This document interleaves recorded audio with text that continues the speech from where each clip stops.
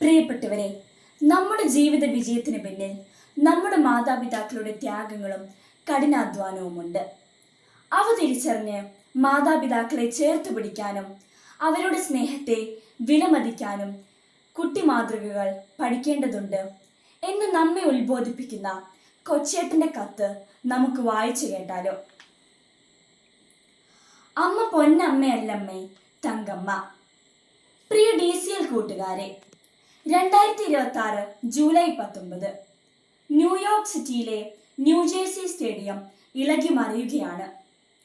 അർജന്റീനയെ 1 ഗോളിന് തോൽപ്പിച്ച് Spain FIFA ലോകകപ്പ് വിജയം നേടിയ നിമിഷം.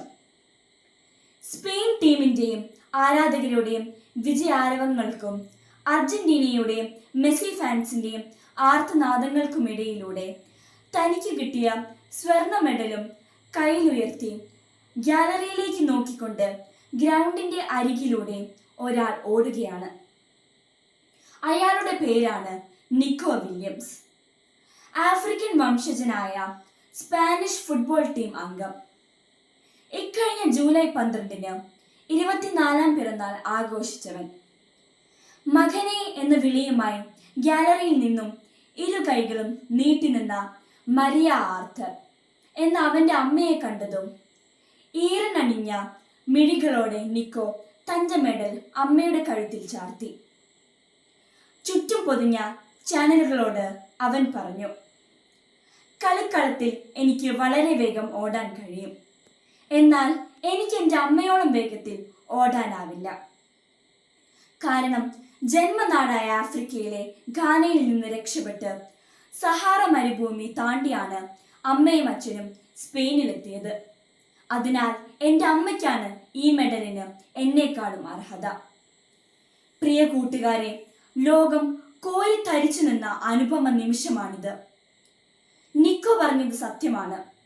വെറും 3 പതിറ്റാണ്ടുകൾക്ക് മുമ്പ് ആഫ്രിക്കയിലെ ഘാനയിൽ നിന്നും അഭയാർത്ഥികളായി സഹാറ മരുഭൂമി കാൽനടയായി നടന്ന് സ്പെയിനിലെത്തിയ ഫെലിക്സ് വില്യംസിൻ്റെയും മരിയ ആർത്തറിൻ്റെയും മക്കളാണ് സ്പെയിൻ നാഷണൽ ഫുട്ബോൾ ടീം അംഗങ്ങളായ ഇനാക്കി വില്യംസും നിക്കോ വില്യംസും. നിക്കോയുടെ കഥ കേട്ടപ്പോൾ ഘാനയിൽ നിന്ന് സഹാറ മരുഭൂമി വഴി സ്പെയിനിലെത്താനുള്ള ദൂരം ഗൂഗിൾ മാപ്സിലൂടെ കണ്ടെത്താൻ ശ്രമിച്ചു നോക്കി. 5700 മുതൽ 6000 കിലോമീറ്റർ ദൂരമാണ് ആ മാതാപിതാക്കൾ നടന്നത്. കാൽനടയായി നടന്നാൽ ഏകദേശം 130 മുതൽ 150 ദിവസങ്ങൾ നിർത്താതെ നടക്കണം ഈ ദൂരം പൂർത്തിയാവാൻ. ഒരുപക്ഷെ അവർ ഘാനയിൽ നിന്നും അൾജീരിയയിലൂടെ സഹാറ കടന്ന് ഒറാനിൽ നിന്ന് കപ്പൽ കയറി അലിക്കാൻഡ തീരത്തിറങ്ങി ആഗോസ്റ്റിലൂടെ സ്പെയിനിലെത്തിയിട്ടുണ്ടാകും.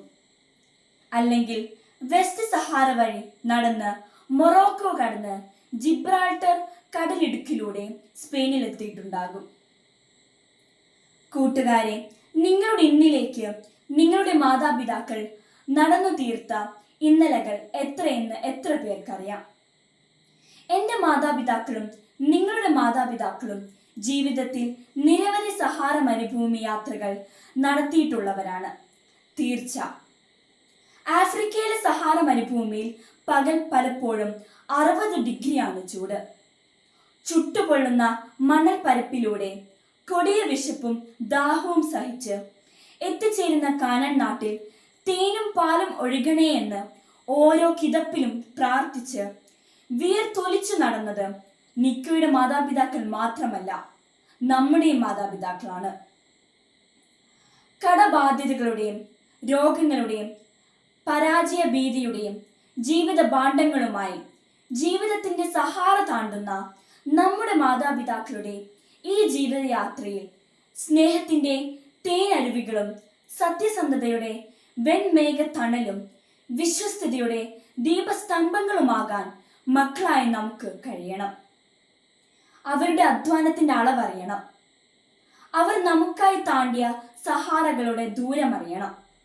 അപ്പോൾ തൻ്റെ പൊന്നായ അമ്മയോളം വരില്ല ഈ പൊന്നിന്റെ മെഡൽ എന്ന് തിരിച്ചറിഞ്ഞ നിക്കോയെ പോലെ നമ്മുടെയും കഠിനാധ്വാനത്തിന്റെ സ്ഥിര പരിശ്രമത്തിന്റെയും വേർപ്പ് തുള്ളികളും പതിച്ച ജീവിതമാകുന്ന മെഡൽ ഉയർത്തി നമുക്കും പറയാൻ കഴിയും, അമ്മ പൊന്നമ്മയല്ലമ്മേ, തങ്കമ്മയാണ്. തനി തങ്കം കൊണ്ടെൻ്റെ ഹൃദയത്തിൽ പ്രേഷ്ഠിച്ച എൻ്റെ തങ്കമ്മ. സ്നേഹാശംസകളോടെ സ്വന്തം കൊച്ചേട്ടൻ.